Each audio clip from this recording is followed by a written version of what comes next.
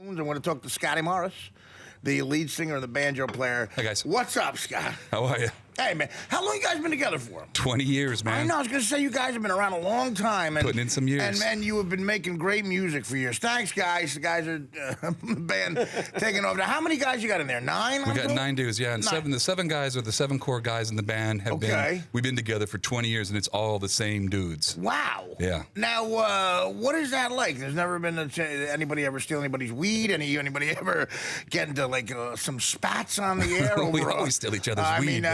Spats about broads on the road. I mean, what's going on with Well, you know, as anything, man, it just kind of comes in tides, you know. And when it came on hot and heavy after Swingers and whatnot, I mean, that was basically what bonded the this movie band. Swingers is what, you know, I mean, like, you know, and which is, 17 years ago? Right? Yeah, exactly. Like okay, so when something like that hits, we were already a band that had been together for four or 5 years. We're on our 3rd record. Right. So we were working already as this underground thing, and then it became above ground. So we kind of already had it together a little bit, like, in our relationship and our friendship as was solid. So we sort of just kind of kept it in check that way. Now, you were playing in the movie Swingers, which really broke you guys, as they say in the business.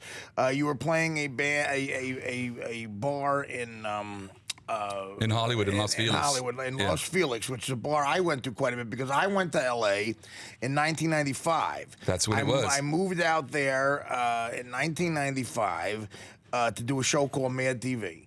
And my friend, one of my best friends, David Herman, lived in Los Feliz, and he lived right next to that bar. Yeah, that's it. And we'd go and we'd see you guys live a lot, which was great. We saw, you know, we were there in the beginning, and then Swingers came out the year later, and we were like, wow, this is so amazing that it's happening for these guys, because you're one of those, you know, bands where you go, I'm actually rooting for these guys because they're good. It's not just hype. Thanks. It's not Hollywood crap. You guys are great at what you do, and you deserve the accolade. Thanks.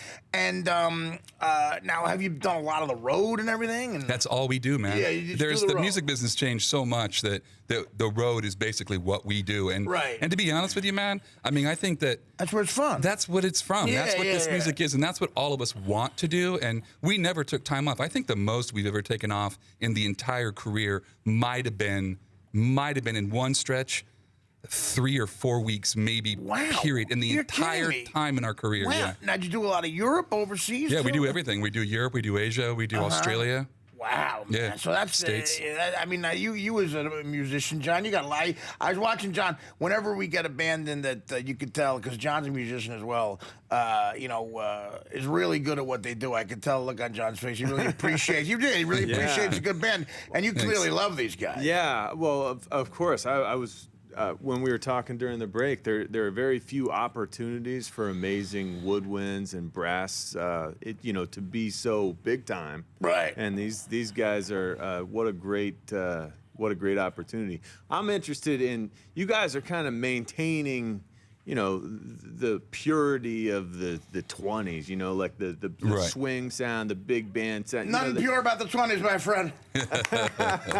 But does that carry over? I mean, is this something that you carry over into the way that you tour, the way that you go about things? I mean, are you absolute purists? Just drinking afterwards is it, really. I mean honestly, I mean it's like I don't think I can speak for every guy in the band. None of us feel like we were born in a different time. You know what I mean? Right. We grew up 60 miles north of Hollywood. We saw it all, man. We've seen the bands come and go. Right. I'm the songwriter of the band. And when I write songs, whether I'm trying to write the baddest rock song or the coolest swings or whatever song, it always sounds like that. Yeah. You know what I mean? So I'm sort of stuck, man. You live and die by the sword, man, you know? So that is just you. That's us. Just you. So you're writing in kind of the lingo of the era. I used to more than I do now, yeah. Really? Uh-huh, yeah. I mean, how does that happen? I mean, when you were growing up, were you just watching tons of old black and whites? Like how does that happen? Cartoons, man. That was it for me. Cartoons. Tom and Jerry. True, actually, yeah. Tom and Jerry. That's where you heard that music. It is, man, for sure. They were the theme of that stuff. Yeah, man. I still watch Tom and Jerry with my kids, and it's like, man, that's where I ripped that off. Yeah. You know?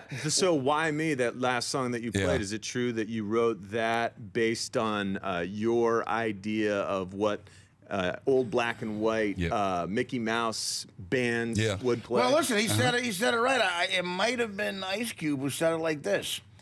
Now, pimping ain't easy, but it's necessary. So I'm chasing bitches like Tom chased Jerry, with my foot to the floor in my two-tone Ford Explorer. You know how it's done. Sounds bumping, ain't that something? Jump on the 110. She's riding in her blazer like Goat Speed Racer, but I ain't gonna chase her. Thank you so much. I think that is the backbone. I think that is the sound, the LA sound from the mid-'90s that you guys resurrected. Yeah, it was interesting. And hip-hop. Got involved. So you're every type of genre, a little rock, a little big band, a little hip hop. You guys had fun with everything. Yeah, it's if you think of the evolution of the LA music scene from at least when I grew up, the LA music scene was Motley Crue was older, way older than I, but I knew they were on the Strip. I was a little kid. I was more into punk rock. But then Guns N' Roses came out, and then they were like this thing, you know what I mean? But then another LA band. They bloated this whole thing. So the reaction was Fishbone, the Red Hot Chili Peppers, and Jane's Addiction. And then the reaction to that was Sublime, Big Bad Voodoo Daddy, No Doubt. It was that thing. It was like this other thing That's true, happening. actually. Yeah, that's right. Sublime. We all played together. We all played together at the same time. Sublime was another example of a great band. Again, the lead singer got taken out by substance, but or lead singer or maybe the guitar player. Well, Same guy. One of the major guys Bradley. in that band.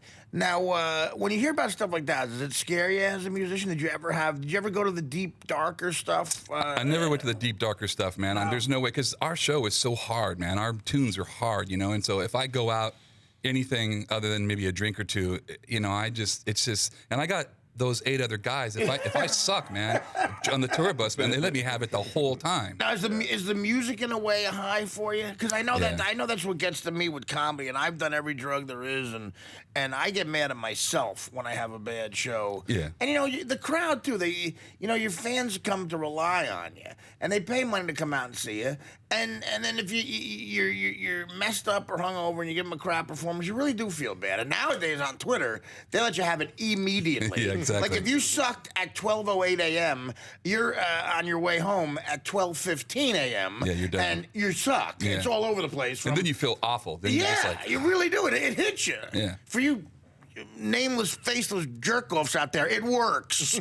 It works. But you feel guilty for the people who aren't the a-holes who speak up, who really were disappointed in you. Yeah, I mean, that's it in a nutshell, man. We play over 150 shows a year. That's hardcore, man. That really is. And so when you do that, you're out all the time. And you're traveling again. I say this to bands all the time. I am so lucky as a comic. I literally smell my shirt, and if it's not putrid, I go on stage.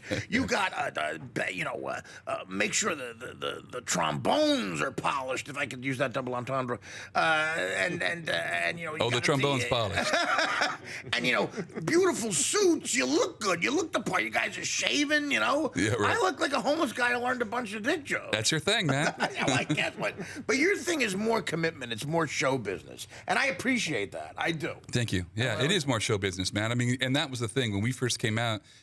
We felt like we were like a cartoon that comes to life, just right. Totally 3D, 4D, right in your face. And then as we got older, it was just like, how long is this charade going to go on, man? The suits and the funny antics is going to go about this much further unless we get our act together, Right, so we, as a collective, man, we just got our act together and have constantly tried to get better. And you have. I mean, like I said, there's an evolution to it, too. For sure. And we see it now, too, finally. It's like now we're starting to listen back to some of the things that we're recording, and we're just kind of going, all right, we don't hate our music as much as we used to. Now, what do you guys, were you friends with the guys in Sublime? They went, like, the guys in Sublime went a different way where they looked like bikers. They had the tats. And, a lot of skin they're showing. Passing through clubs is all we knew each other. Yeah, hey, man, what's going on? It was that thing, really. Right. No Doubt was a much friendlier band, definitely. Right. Actually, our trombone player before he was with us was with No Doubt. Oh, no kidding. Yeah. Well, that's a really guys like, talent on a level that's just so noticeable, man. And as a guy, again, I'm where you may call yourself, or maybe you don't, but I would consider you like a music geek almost. You're so knowledgeable about it. I'm a comic geek. I'm that way with comedy. But I'm a big fan when it comes to music. Huge fan to where I'm so jealous of guys who can make music. I really am. A lot of musicians go, I wish I could be funny and stuff like that. Nah, music's the way to go, man. It is. I really It's an interesting thing if you think about it, man. And being a comedian too, man. I mean, it's an interesting thing. You stand on stage with nothing, and you've got to basically entertain whoever's sitting in front of you, man. I mean, it's just they either like you or hate you instantly, man. That's true too. Yeah. So I mean, it's an interesting gig, man. That we put ourselves through. No, I know, but it's like that old saying of like why do we put ourselves through it? There's that old Tommy Dorsey. Supposedly, there's some legend where Tommy Dorsey and his band have to make an emergency landing on a flight. They're in between Indiana and Wyoming somewhere. It's the middle of the winter, and they land and they have to walk. The band walks with their instruments, but using their coats as snowshoes through the snow, and they're going to the next town to where they could call and get some help. I'm actually doing the walking right now. I don't know why I'm doing that. Commitment as an actor. But no, and the old legend goes, and this is the mentality of someone in a band or a performer in general, an entertainer. They come to a house in the middle of nowhere, and they look in, and it's this beautiful Norman Rockwell scene. It's wintertime around Christmas, and they're not out there with their instruments freezing to death. There's a family in there with hot cocoa, and they're doing a crossword puzzle, and they're watching TV, and they're laughing and having fun and hugging and everything. And before they go in to ask to use the phone, the trombone player looks at the trumpet player and goes, God, I don't know how some people live like that. You know what I mean? Like, I don't know how do they live like that. But it is, you can't explain it, right? That's it in a nutshell right there, man. Explain it, yeah. I know. Performing is a fun thing to do. Now, where you got coming up next? What are you doing? We're out basically for the rest of the year. Right. We're out. We're going in. And in between. You're out for the rest of your lives. Let's just We say pretty that. much are, man. If we want to make a living in music, man, once the music business took a dump like it did, I know. That's what the record happens, business is man. just nuts. So, Yeah. So being live. So I mean, we're making a Christmas record right now. You are. We are. We're I making love another those, one. yeah. They're fun, man. I mean, it's like you just gets your turn to take a song that everyone's heard a million times That's right. and just try to ruin it more. No, but I'm a big fan of you guys. I've purchased a lot of your work. So basically, what you're saying is we'll find you on the internet's the best way to look it up, or where you're going to play next. Absolutely, yeah. Just bigbadvoodoodaddy.com, BBVD, Facebook, Twitter, all the above. You know, bigbadvoodoodaddy.com, and look up these guys when they're coming to a town near you. How do you like that? Do you like the embrace social media? Are you into that? You guys into that? Or you have somebody just do it for you? No, we don't have anybody do it. One of the guys does it, and he does a great job of it. Okay, because you need one guy who's into it. Yeah, if not, you got to hire somebody. Exactly, you because know? I hate it.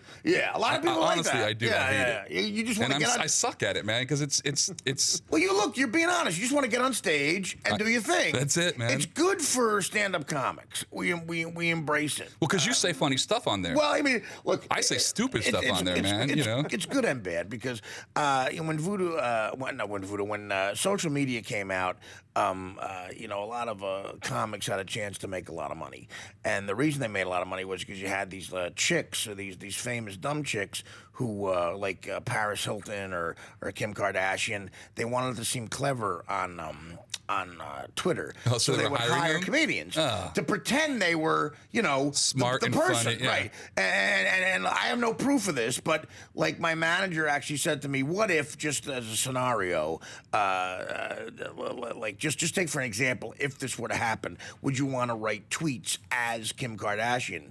And I don't know, her 14-year-old fans. I'm not good with technology, and I thought to myself, what if I accidentally tweeted something about my own life on her account? Like I would get like, could you imagine how fast I get fired if a 14-year-old Kim Kardashian fan went to the Twitter? You're at Kim Kardashian. Hey gang, I'm in the shower and I can't see my penis. See, that's a good tweet. Don't you think? Yeah, it's a good tweet, but I think I'd be fired. I think Bruce Jenner would try to get mad at me, but at this point, I don't think he can make a face. Yeah, I don't think so either. Like trying to plastic surgery.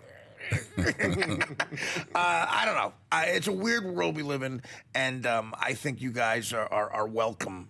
Welcome to be here, and I hope for a long, long time. Thanks, man. And please come back again. Yeah, man, for sure. Anytime you're coming through, rolling through town, please come back and do some more tunes for us. Appreciate that, man. We would love to. Big Bad Voodoo Daddy. And is there a new album we should mention? Is this Rattle Them Bones come out in Rattle Them Bones? September, Okay. and like anybody, we just go out and play what we write and what we work on. Right. Rattle and Bones is the newest one. We just heard Digga Digga Doo off of that, and we heard Why Me off Rattle and Bones as well. Big Bad Voodoo Daddy. Thanks so much, Scotty, and thanks to the rest of the guys.